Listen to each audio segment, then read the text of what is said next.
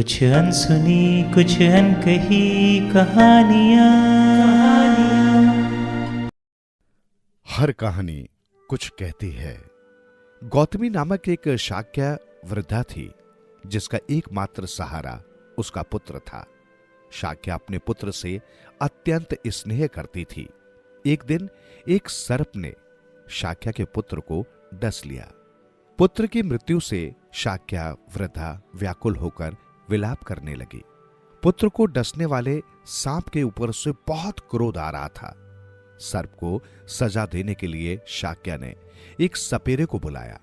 सपेरे ने सांप को पकड़कर शाक्य के सामने लाकर कहा कि इसी सांप ने तुम्हारे पुत्र को डसा है, इसे मार दो। शाक्य ने सपेरे से कहा कि इसे मारने से मेरा पुत्र जीवित नहीं होगा। सांप को तुम ही ले जाओ और जो उचित समझो सो करो। सपेरा सांप को जंगल में ले आया। सांप को मारने के लिए सपेरे ने जैसे ही पत्थर उठाया, सांप ने कहा, मुझे क्यों मारते हो?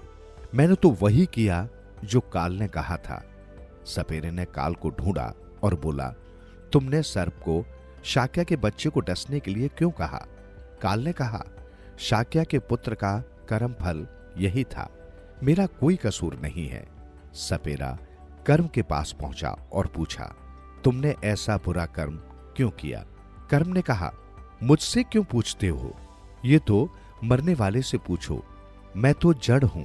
इसके बाद सपेरा शाक्य के पुत्र की आत्मा के पास पहुंचा। आत्मा ने कहा, सभी ठीक कहते हैं, मैंने ही वो कर्म किया था जिसकी वजह से मुझे सर्प ने डसा।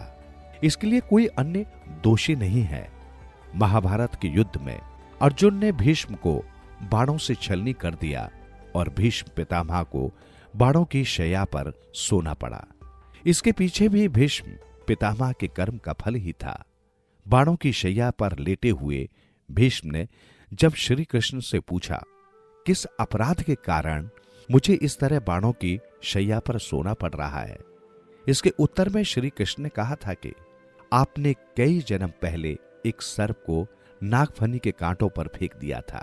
इसी अपराध के कारण आपको बाणों की शैया मिली है।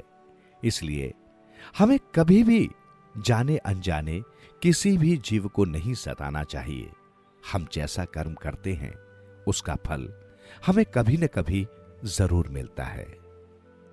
हम मनुष्यों की एक सामान्य सी आदत होती है कि दुख की घड़ी में विचलित हो उठते हैं और परिस्थितियों का कसूरवार भगवान को मान लेते हैं। भगवान को कोसते रहते हैं कि हे भगवान, हमने आपका क्या बिगाड़ा जो हमें ये दिन देखना पड़ रहा है।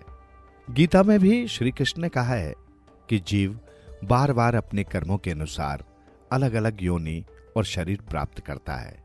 ये सिलसिला तब तक चलता रहता है जब तक जीवात्मा परमात्मा से साक्षात्कार नहीं कर लेता।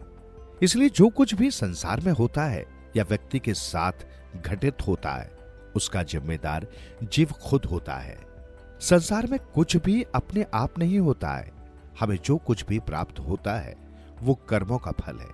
ईश्वर तो कमल के फूल के समान है जो संसार में होते हुए भी संसार में लिप्त नहीं होता है। ईश्वर न तो किसी को दुख देता है और न सुख।